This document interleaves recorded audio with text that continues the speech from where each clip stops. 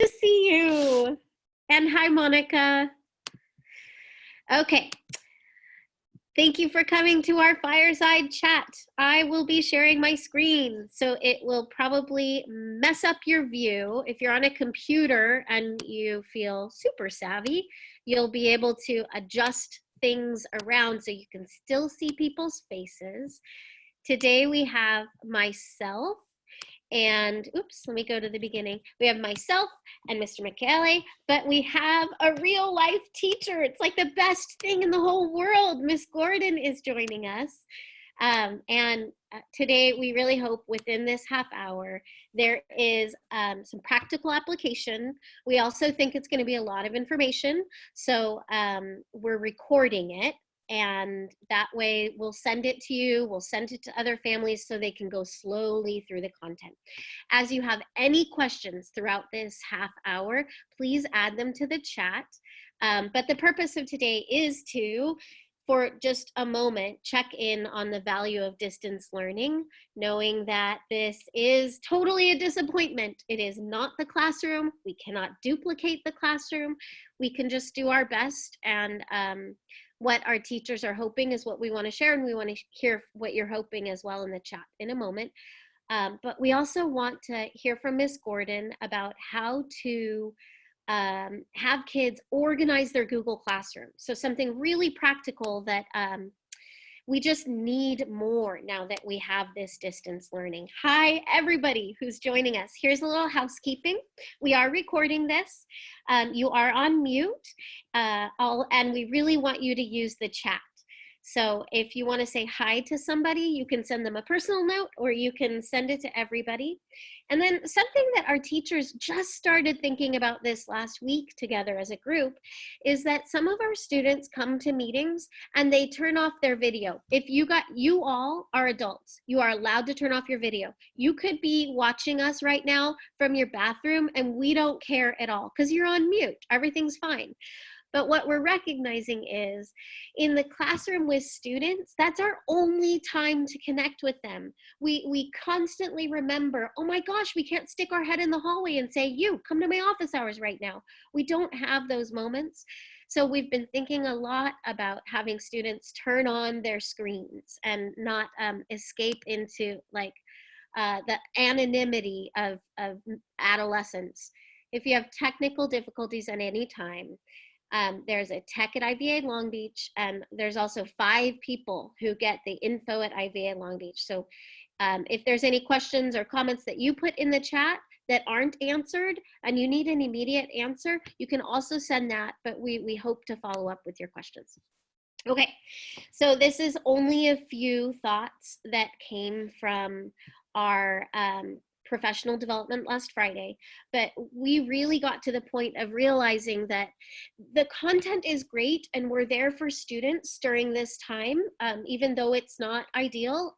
We're going to make the best of it, but this time can be a lot more than at first in our survival mode we thought that it was. So some of the things that teachers have said is that this time can help students learn how to build resilience, and not that it's on students. This time can help teachers to help students from a distance learn how to build resilience, to practice good mental health. There have been surveys that like 86, I'm just making up numbers now, I'm vaguely quoting surveys, but it was in the high 80s, adults know how to practice good mental coping skills, but like it's in the 20s that students know how to do it. We just have to teach them. It's all these things we have to teach. So this time could be good for practicing that, which also includes having kids know when to use their discretion of when to focus on and when to let go. Part of what Miss Gordon is going to guide us through is figuring out that discretion, how parents can help kids to know when to use discretion. And then this new format of Google Classroom, kids are learning things they've never learned before. And so we see some value in that also. Okay, we'll have a poll in a moment, but not yet. But right now, I'd like you to please, in the chat, if you're able to, write down what is your greatest hope for your child related to school in these next few weeks? So we'll take just 1 minute for you to see each other's comments to that question.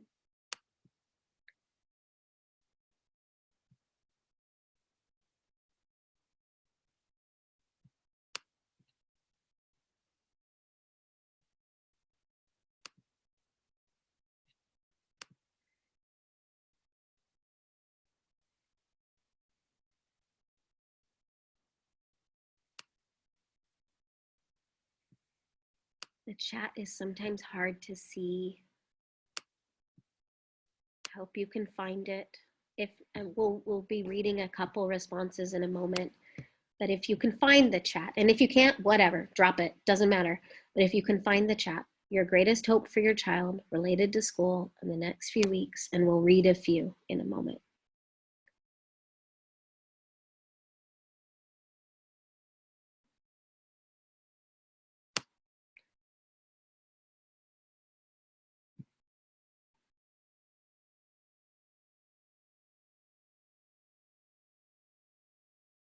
About 30 more seconds of silence, and then we'll read some of your comments.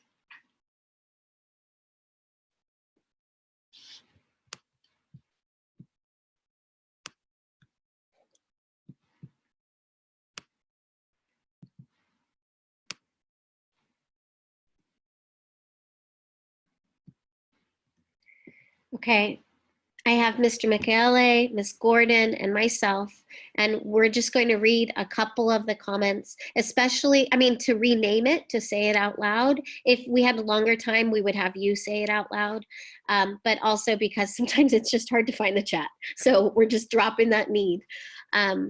So Mr. Michele, why don't you start? Yeah, I think I'm just seeing a theme about like engagement, participating, and then there's a few people that talked about self-accountability, having motivation, and then just being persistent and finishing through for the next few weeks. I'm going to read one, and then Miss Gordon, you can read one too. It says just that he'll realize it's the best we have right now.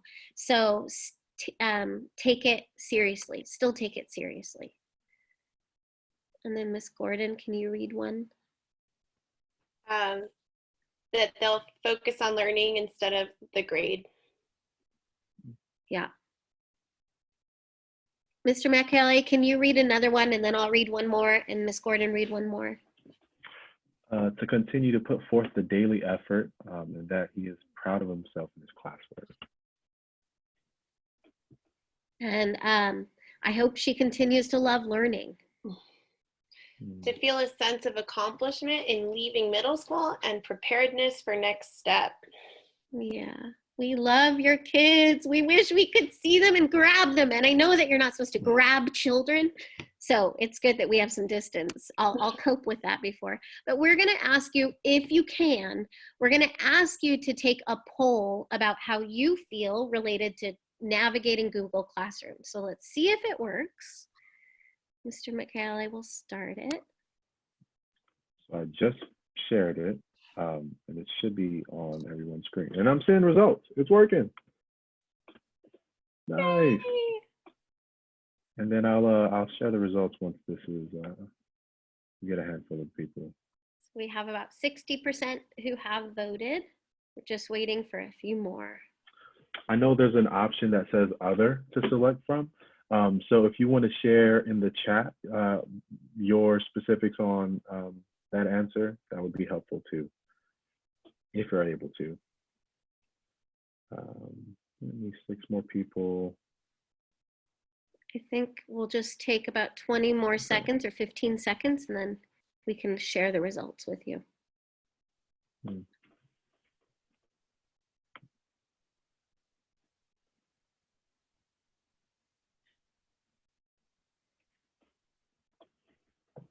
Some good feedback.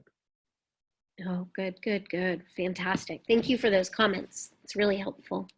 Okay, Mr. Michele, can you share those results? I'll end the poll and share the results. You guys see them? Yeah. Okay, so it looks like we have a handful of people who are pretty comfortable about Google Classroom.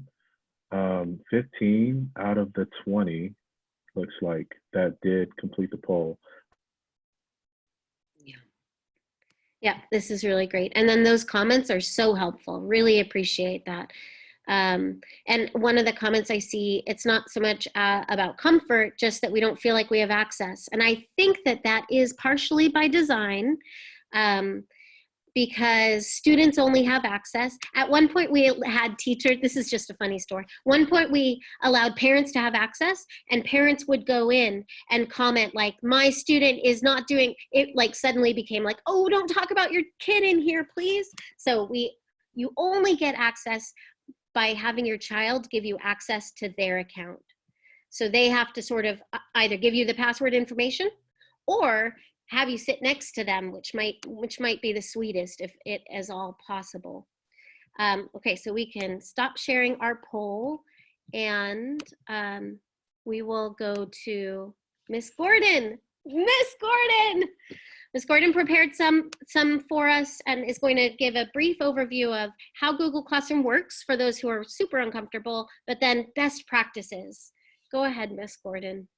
So I hope that this is, I know that a lot of you say you are comfortable, so I hope that I'm still able to be helpful for you. But I've been noticing lately and learning about how students use Google Classroom to look at their assignments, especially students who have fallen behind.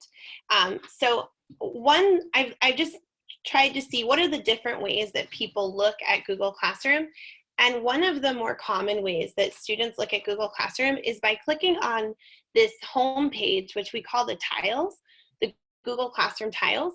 And a lot of students use this to see, what assignments they need to do. And as you can see, I put like, that's great for seeing like what assignments is coming up for this week. And honestly, sometimes it's just for the next couple of days, depending on how many assignments there are for a class. So if you just want to get a quick visual of like what's going on for this week, this is a good place to look. The problem with only using these tiles is that they do not show missing assignments. They don't show long-term assignments.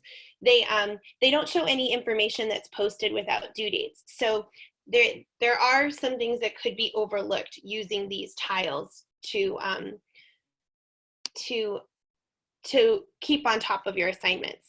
The other place that students go when, you can go to the next slide, Ms. Bryant. The other place that students go to see what assignments that they have is they'll go straight to their classroom pages. So they'll look at a classroom page, and looking at a classroom page, I know it's kind of hard to see, but on the top, there's a stream which shows the teacher's announcements. If you look up at the top, Ms. Bryant, yeah. And then next to that is the classwork, which it shows different categories that the teacher has organized his or her classroom. And on the side, the nice thing on the side, do you see where it says view all? Where it says upcoming assignments and view all? You can also click on that and see all assignments for that class. And a lot of times you also see grades for that class. So you could see all the resources, announcements, assignments, due dates for a specific class. But the hard thing is you only see information for one class at a time.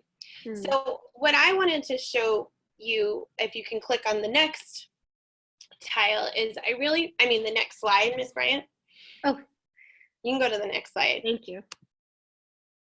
What I've been trying to show students to use, especially students who are behind on assignments and who have trouble keeping track, is how to use their to-do list. And so the to-do list, if you look on the left side of the home page, there are 3 lines. If you click on those 3 lines, there'll be a drop-down menu, and one of the choices is a to-do list. And the to-do list is great for seeing all missing assignments, all upcoming assignments, and all their due dates.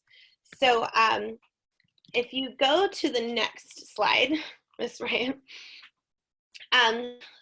the problem with the to-do list is that if students haven't used it regularly, it's not accurate. A lot of students don't mark done on assignments that they did in class, because sometimes teachers will post an assignment that was done in class as a reminder or as a resource, but students did it in class and then never marked it done. And so I wanted to show you a quick video about cleaning out the to-do list so that it can be more useful. If you could click on that, hopefully this works. Oh, Okay, I can do it. oh yeah. Give me access. I'm gonna, Sorry, no, this is, I must have messed up when I was linking things. See, look at me trying to teach people stuff. Okay, hold on, let me get to that. So the video that I have is a video of a student cleaning out their to-do list. So if you share, I'll share my screen.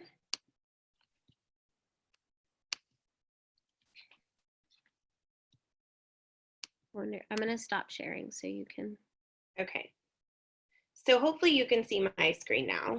Yep. And I'm gonna play the video. So you get an idea. Oh, sorry. Your to-do list right now. And I want to see what it looks like because a lot. Okay, so it does look like you've got some old things in your to-do list. You've got a lot of missing, but I don't think all of those are really actually things you have to still do. So can we go through?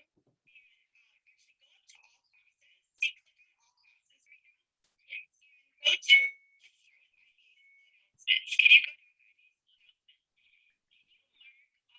all of those? The sound is sort of breaking up, Miss Gordon, Oh, but okay. it looks like you're going through with a student to, I Right. think you might have to explain because the sound isn't working too Oh, well. okay. Well, that's good to know because I was just trying to give you the visual. I'm going class by class and showing that when you go one class at a time, it's easy to clean out that class. And I'm starting with the IVA school announcements. No offense to Miss Bryant, because there's no assignments here that are graded. And so this is a good place to start for cleaning out. And so I was just showing that student that, look, if you start with the IVA school announcements, you can clean out all of those old announcements that you should have already watched. And then you can move on to, I always start with like easier, like classes that I think they're not going to have a lot of assignments in, like IVA school announcements or their advisory group. And then I try to help them clean out one class at a time. And so when you're cleaning out a class, you want to think about like, well, we're going to get rid of any assignment that says no due date. Because a lot of times teachers, and this is something I'm learning from helping students do that, is we might post something as an assignment because we think students will see this information better when it's not an actual assignment that they have to do or grade. We just want them to get this information.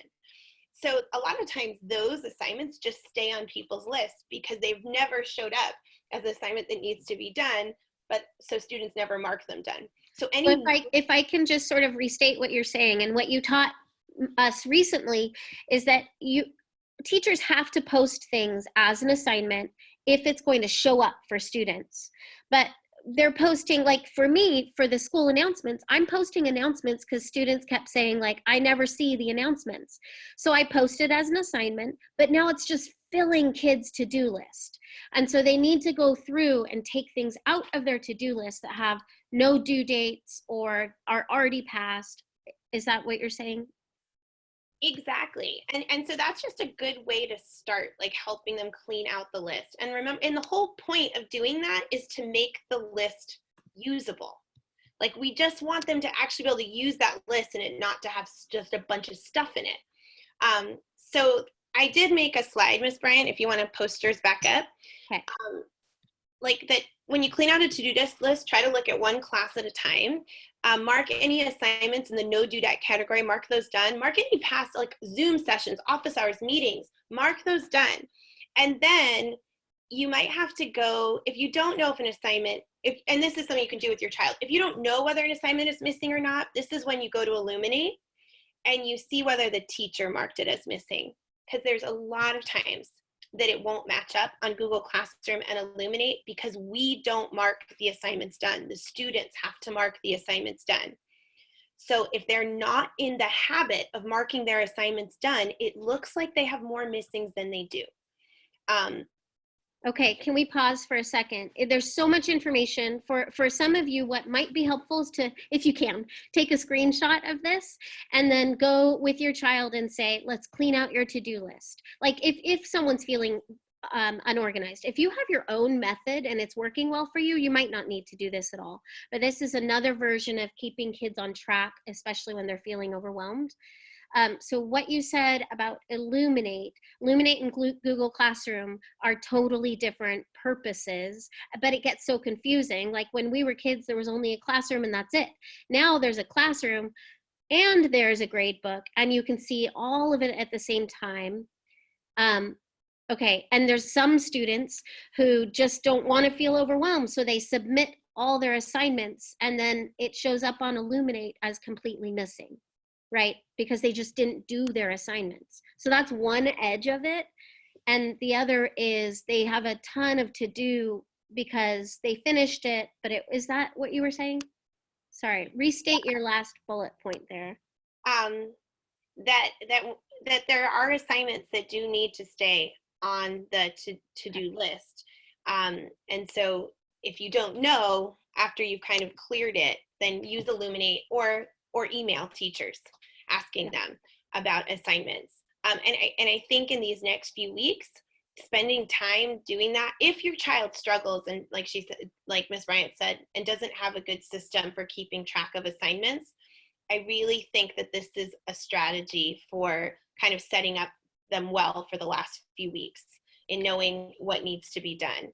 I did have another video. I don't know if we need to watch it, but it's just what to do once your to-do list is cleaned out.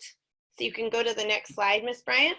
Okay. It's how can you use the to-do list to plan? And the main thing for that is that it is good for you to have a plan and for your child to think about what they're going to do. And I don't recommend that they start with missing assignments. Unless there's a missing assignment that they could just easily get done, I think it's better if they try to keep up with current assignments, and if they have time, go back and do missing assignments. A lot of students never get anywhere because they're constantly trying to get on top of their missing assignments, and it's really discouraging. So I recommend once your to-do list is cleaned out, you're looking at upcoming, what's due tomorrow, what's due on Friday, and starting there. Okay. And then just to clarify, like we still want this like apprenticeship mode for our middle schoolers. Like we don't want parents to go in and clean out to-do lists. We want you to know how to stand next to your child while they're cleaning out their to-do list. And then what else? Oh, I don't know what else to clarify. But we will send the link for this video and also the videos that Ms. Gordon has. We will send that to everyone who is in this session. And then we'll also put it in the newsletter for next week as well. We're just hoping that kids can learn some coping strategies with what they have in front of them. And who cares if they really know how to do to-do lists in the great long term, but to know how to use what you have in front of you for coping strategies, I think is one of the hopes that we have for this amount of time. Howie did ask, please continue to input questions in the chat and we'll try to address it right now or in next week's chat or in the newsletter. Howie, thank you for asking the plans for next year. Right now, we are just looking at what all of the possible options are. If the health department continues to say that we can't have students in classes to the extent that we know it, then we are going to be making adjustments. So there might be a wide variety of ways that it could look. And this I announced last week in the IVA Fireside chat, but it's devastating. The idea that we can't have kids back in class starting in the fall, it's painful. It's hard to even process. And it also might be the reality. So we are going to prepare for the most disappointing, and we'll be robustly adjusting what we're doing to make sure that this isn't just what it has been for us. This time of distance learning has been the best that we could make it. But if we continue longer term for this sort of expectation, it won't look the same. Definitely one of the major things that we would adjust is time that students spend with each other connected to classwork together. So that I commented on that last week in the Fireside chat. But there's a lot that we would be changing and adjusting if we cannot be in person. And then we're also preparing for any sort of hybrid model. Like, should we start, there's just actually too many options right now. I'm looking forward to distilling information and slowly making a decision in the next month and beyond. Okay, so are there any other questions just in the moment? And then in our last 3 minutes, I want to have a closing thought. I want to have you give a closing thought. And yes, thank you everybody. We are recording this and we will be sending the link. What we really appreciate about Zoom, even though logging in can be very annoying at times, is that it keeps a record of everybody who's attended the meeting. So we can know who was here, even if you checked in for 1 moment. We can know how long you were here and we can send you information afterwards. And we also really like the breakout room options. So Google Meets is free and it's in our domain, and it would be cool too. And I hope that they grow in the things that they offer, because they don't offer those breakout rooms. And the breakout room is this opportunity that we've been able to have to do some of the collaborative discussion-based inquiry learning. Okay, Mr. Michele or Ms. Gordon, are there any questions that we can address before we do our closing? Or Ms. Gordon, any closing thoughts before I have our parents put in the chat their thoughts? You know what? I was just looking at the one from Jenny. Oh, good. I think that's a big one. Can you read it to us? It says, is there a way to mark assignments as pending instead of missing while waiting for it to be graded? This always causes too much stress and confusion. Because a child will say, I turned it in, and it says missing. And I think that would happen.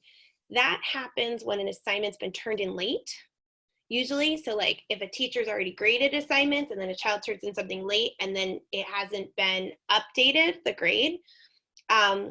So I mean, because if usually, at least I know in my grade book, and I know Ms. Noble would say, it won't show up missing if I haven't graded it yet. If I haven't graded it, it will be blank. It doesn't do anything. But if it's missing, it means I've graded this assignment and I do not have it from your child. I do think different teachers have different systems, and so there's no pending besides like a blank. Missing is what we use if there needs to be a pending because something is late. But Ms. Noble, I see you had a question. I'm trying to unmute you, or you had a comment. And then we need to have a closing moment. I can't unmute you. So type it into the chat. Oh, no, I think I got it. I got it. I was going to say on Google Classroom, though, it shows up as a missing if they didn't press done before the time that it was due. And so I think that's another thing that students struggle with is like, it's showing up as missing. So I don't know if they were talking about missing on Google Classroom or missing on Illuminate. I think it was Illuminate, but here's what I just sort of want to say before I ask us to actually do this closing thought. First, it's too much information, too much technology. It's all over the place and it's constantly shifting. And having things that are constantly shifting is constantly unsettling. And I know that our students are experiencing this, and then we're experiencing this. And so one of the ways that we internally as a staff try to address the constant shift, the desire to do more and make it better than what we are able to do right now, is to have times where we verbalize to each other sort of like what we've learned or what we're committed to. And that's why we have this moment at the end here, even though it's the shortest amount of time. I'm going to extend our time by 2 minutes. Can you take a moment to type into a chat a response to one of these questions, just to finalize your thinking, closure when closure is difficult. In this next week, what do you want to try out or keep doing or just consider? No action needed, just consider. Or what do you want to be passionate about in this next week? So you have a lot of options there. Take one of those. If you can, drop it into the chat and we'll read a few. So I'll stop talking so you can think.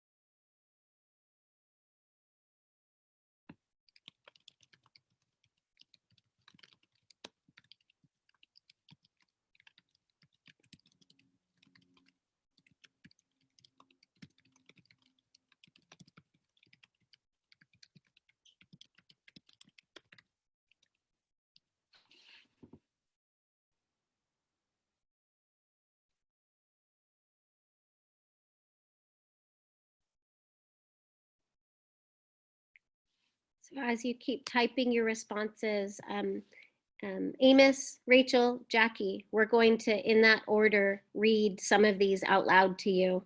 So Amos, you first. Let's start up at the top, and then Miss Gordon, and then myself. We'll just read. Reintroducing a little more structure. I got mixed up. Can I go? No. I started making it mandatory for my child to be sitting on a chair in front of a computer table during meetings because otherwise he gets too lazy and focus during class. I connect to that with my own child. I want to be passionate about helping my daughter with whatever area she needs help with. Give her as much support as she needs. Want to incorporate some physical activity during the school day, like stretching or going for a walk around the block.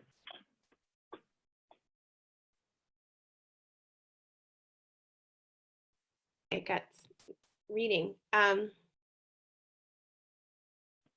going to nicely require my child to keep his camera on during his Zoom calls. I also just, yeah. And now he's cleaning out his to-do list. Woohoo! Try to be more patient and fun with our child. Yoga or mindfulness. Sorry, do I keep going? Yep. Afternoon walks together. Ooh, get out of the house and breathe fresh air. Plan a summer hike, even though it might not happen. And let's each do one more. I'm looking at more patience. Yeah.